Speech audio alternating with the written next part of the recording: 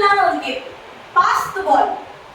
ஆனா என்ன விஷயம்னா இந்த left right front up down left right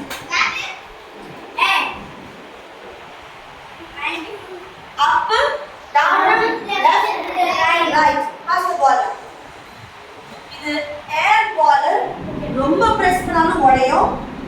pencil வச்சு ஷார்ப் ஆப்ஜெக்ட் வச்சு குட்டினாலும் உடைஞ்சிரும். உடைச்சா நான் திரும்ப கண்டிப்பா வாங்க மாட்டேன். And there is no game. Okay, then no game at all. கண்டிப்பா கேம் வைக்க மாட்டேன். So ball rule நான் அங்க இருந்து left right up down listening instruction. You have to listen to the instruction given. As in Kungale. சரியா? Listen to the instruction given through. Okay? But up சொன்னா you have to back பண்ணணும். back பண்ணணும்.